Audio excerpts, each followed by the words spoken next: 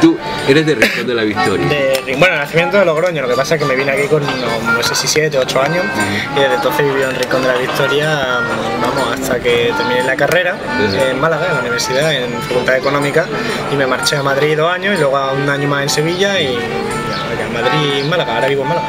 ¿Y qué te hizo dar el salto a la política?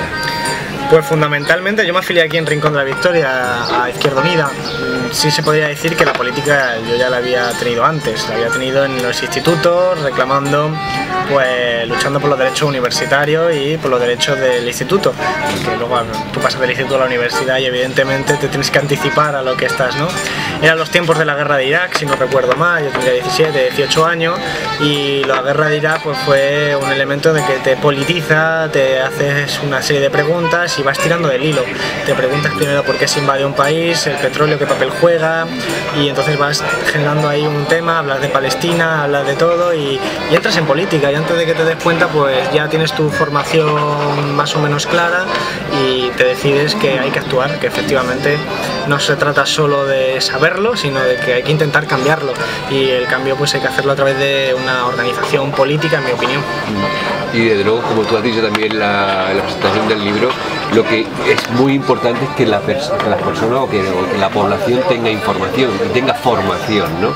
Porque si no sabes lo que ocurre a tu alrededor, poco lo vamos a poder cambiar, ¿no?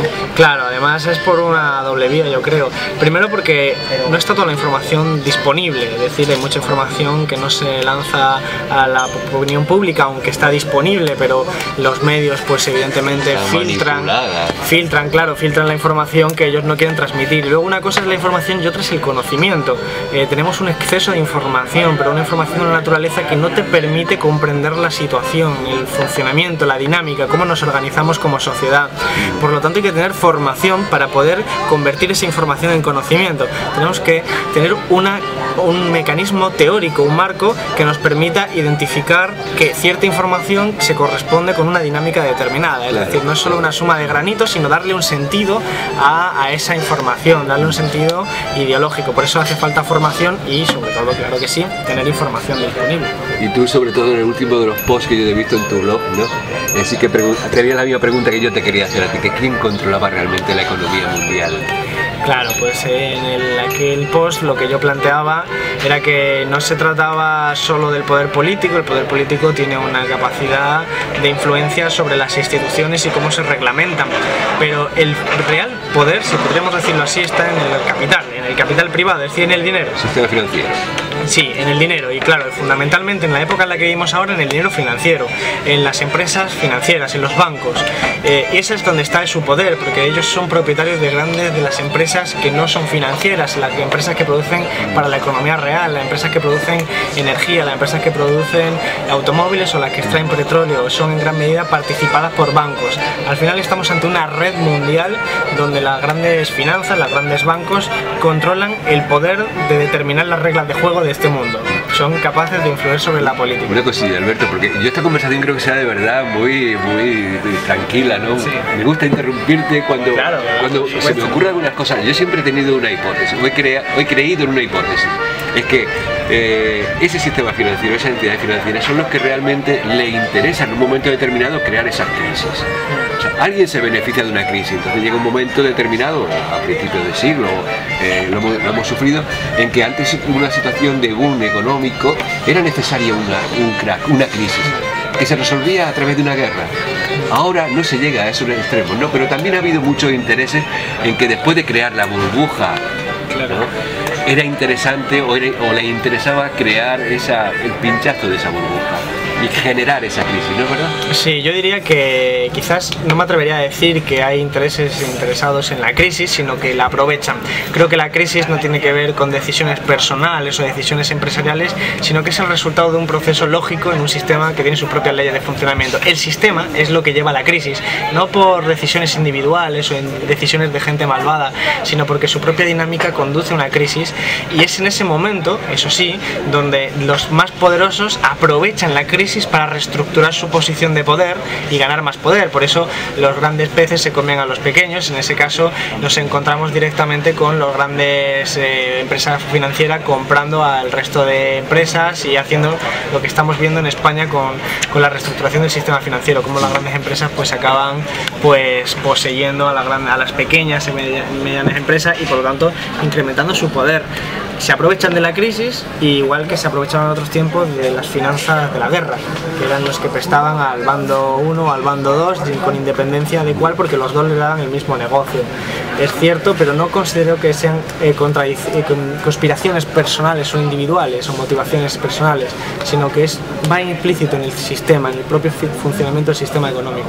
Sí, el símil que tú has puesto de la bicicleta, ¿no? Sí. Ellos mismos te dan la bicicleta para que te suba la bicicleta y después ellos ponen también el palo en los radios, en la rueda de la bicicleta, ¿no? Claro, y a partir de las crisis limpian el sistema, las crisis permiten, digamos, poder modificar los elementos que hacen que puedas pedalear esa bicicleta, que puedas seguir creciendo económicamente.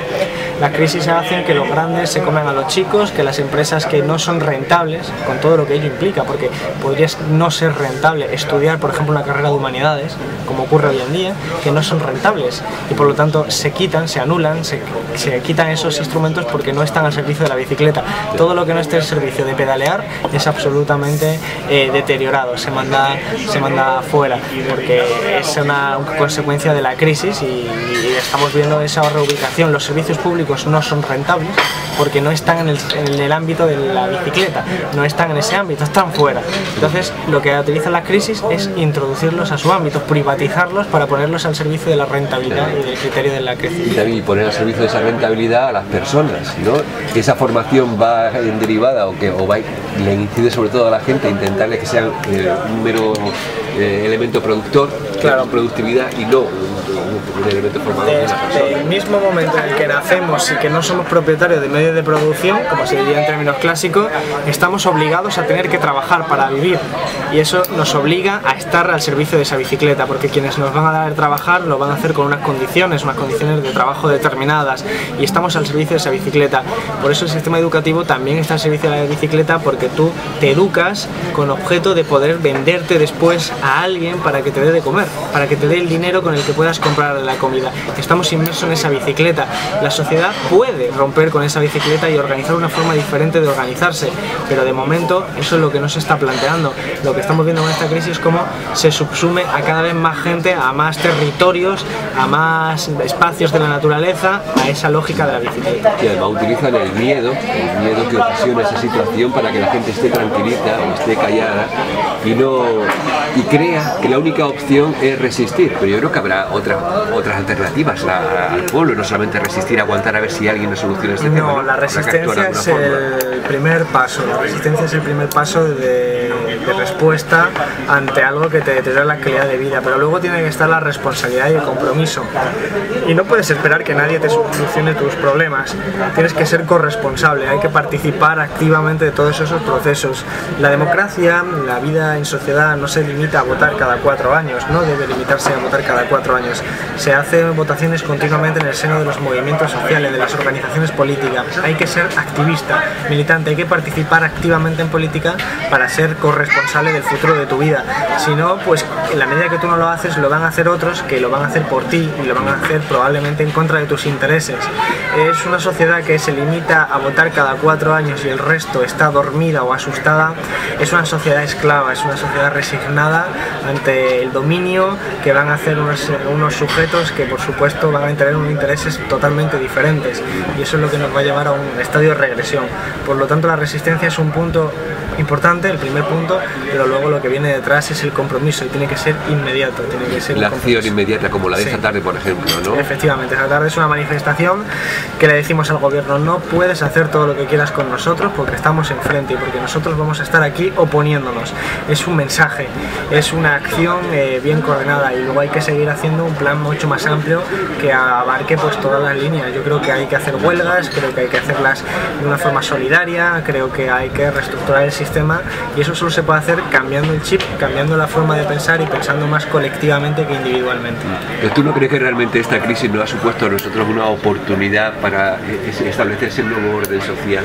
Claro, ahora lo que se está rompiendo es el orden social vigente hasta este momento, y lo que se va a entrar es en un dilema: ¿en qué orden social vamos a tener a partir de ahora? Si va a ser el orden social que determina la derecha, que quiere convertirnos a todos en semi-esclavos en la medida que vamos a estar sujetos a mayor precariedad y mayor inestabilidad, o si por el contrario vamos a ser capaces de construir una alternativa que nos lleve a una sociedad distinta, organizada pues sobre otros fundamentos diferentes. Estamos ante ese dilema en los próximos años, y estos son procesos lentos que nos van a permitir construir una sociedad diferente o avanzar hacia una sociedad que, en cualquier caso, en mi opinión, va a ser muy inestable, porque esa sociedad de subordinación casi plena de la sociedad, de los ciudadanos, pues no es tolerable, no implica cohesión social y es casi un estado de crisis permanente, y eso no es sostenible en el tiempo. Alberto, una pregunta un poco más personal. ¿Cómo te sientes tú? Porque te he escuchado algunas veces hablar de lo que tú has dicho también antes, ¿no? De que te subes a la tribuna del Congreso y te das cuenta que realmente, en vez de estar informando o entrar o crear un debate, una discusión seria con una serie de representantes del pueblo, resulta que te encuentras a 5, 6, 10 parlamentarios que están chismeando a lo suyo, que no. ¿Cómo te sientes tú realmente personalmente cuando llegas ahí y dices, bueno, si estoy en el Parlamento español? Sí, al menos el respeto, ¿no? Tener la... Desmitificas, acabas por desmitificar las instituciones llamadas democráticas, pero cuya materialización es esa, y no creo que se corresponda con lo que entendemos por democracia, por debate y reflexión sano. Creo que podría llevar a la frustración. En mi caso no es así porque ya lo conocía. Antes de entrar allí no era una persona ingenua que pensara que me iba a encontrar con debates donde se podría determinar el camino del mundo, sino que realmente sabía que nos íbamos a encontrar con esa situación de frustración, de impotencia, y por lo tanto hay que entenderlo, considerar que eso es la realidad y hay que intentar cambiarlo, pero con las herramientas que tenemos a disposición. Dentro del Parlamento no hay herramientas suficientes para modificar esa realidad tan dura que es el hecho de que las decisiones se tomen fuera del Parlamento, en los pasillos, como tú dices también, ¿no? Que no tienen nada que ver con que uno sube a la tribuna y allí intenta debatir, intenta dar argumentos y no hay nadie para escucharlo, cuando se supone que es el lugar donde se parlamenta, donde se habla y se debate. Claro, por eso también yo creo que incluso los mismos políticos tienen que tener esa certeza de que, incluso digan lo que digan o hagan lo que hagan, no tienen el poder que en principio deberían tener, el poder que le emana de la voluntad del pueblo. Al final no dejan de ser instrumentos de esos poderes fácticos, ¿no? Efectivamente, yo creo que esta crisis lo pone más de relieve que nunca, el hecho de que efectivamente nos encontramos ante gobiernos que se pliegan, se arrodillan ante los llamados mercados y que están reconociendo que ellos son meros gestores de quienes les están dando las órdenes, que son los llamados mercados financieros, los llamados, en fin, mercados en general, pero que son los grandes bancos, que son las grandes empresas, las grandes fortunas, que son quienes verdaderamente tienen el poder y quienes son los que comandan realmente las decisiones de la política económica que nos afecta a nuestras vidas, y la política institucional se ha convertido en esclava de esos deseos de la grande fortuna y de la grande empresa, pero porque los propios gobernantes en épocas anteriores han querido, han desregulado, han aplicado leyes que han dado poder a los mercados y se lo han retirado a la política. Y ya la pregunta que te voy a hacer una pregunta en relación con lo que te he comentado antes, de que últimamente estamos grabando algunos hechos muy importantes, ¿no?, dentro de Andalucía, como es la ocupación de ciertas fincas que son de propiedad de la Junta de Andalucía, son organismos públicos.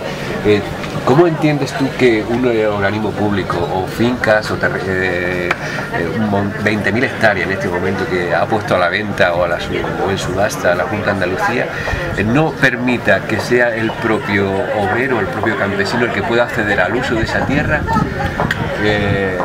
mandando 200 guardias civiles directamente a expulsar a esos jornaleros? ¿Esa reivindicación es justa o no es justa? La reivindicación de los jornaleros es profundamente justa y necesaria. Además, pone de relieve una de las contradicciones del sistema.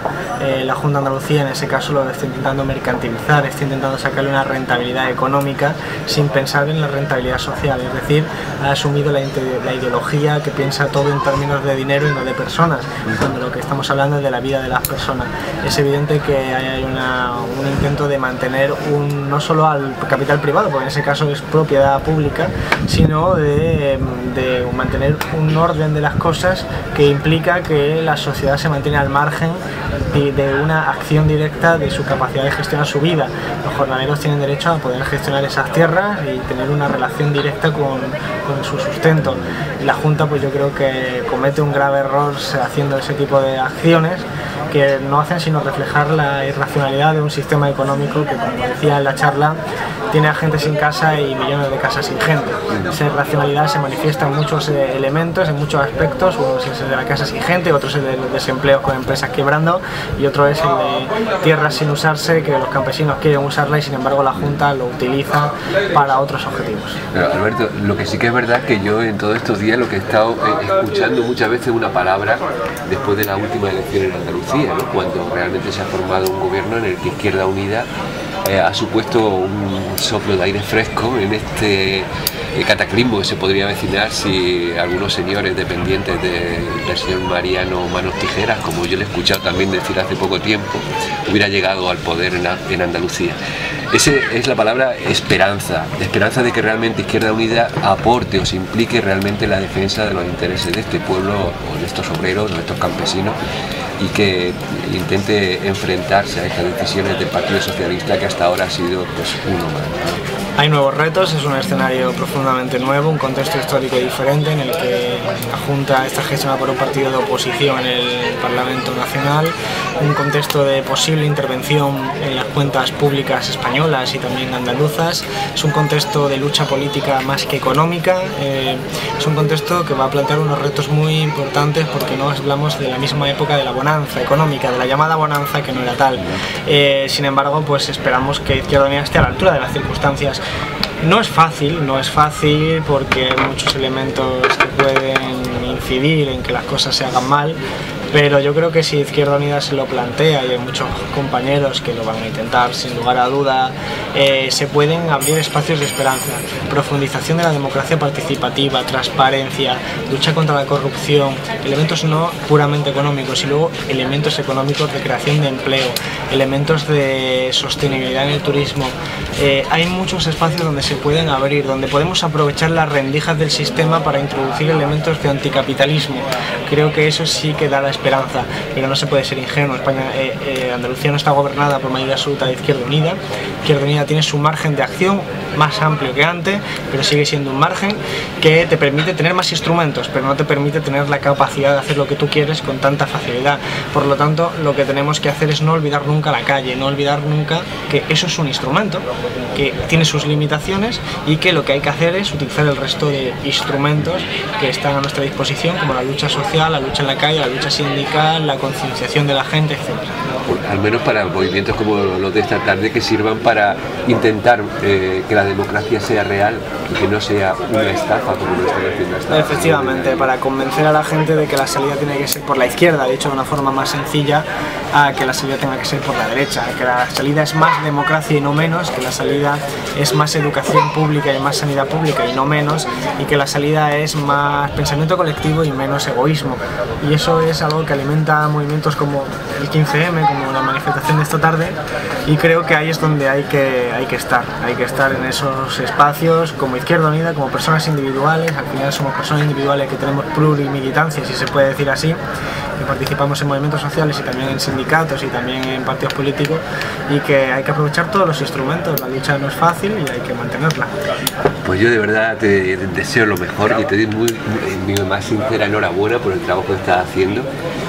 Yo fíjate que no me gusta nunca mencionar tu edad. Sí.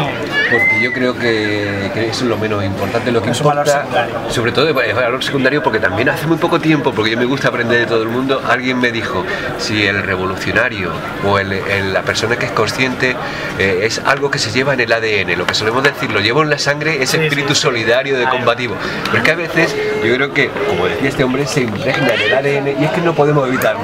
Pero tú no puedes evitar ser quien eres, luchar por lo que tú decías, no puedes evitar ver que en la ventana más abajo de tu casa hay una cola de 500 personas para poder sobrevivir, ¿no? Caerse el alma al suelo. Hay personas que a lo mejor son capaces de ni siquiera verlo. No, es que no lo ven. No lo perciben, como no perciben que ahora mismo la situación que se está es muy complicada, muy compleja, pero al menos, volvamos a decir la palabra esperanza. Hombre. Esperemos que cuando veas esta tarde un montón de gente a tu lado digas, bueno, no estoy yo loco, merece la pena lo que estoy haciendo y además eso es lo que hay que mandar, el mensaje que hay que mandar. Buena, Alberto. Un placer. Y espero que nos sigamos viendo. Seguro que sí, por aquí estaremos. Coincidiremos muchas veces. Hombre, me alegra, eso será que va bien todo. Bueno, pues un placer,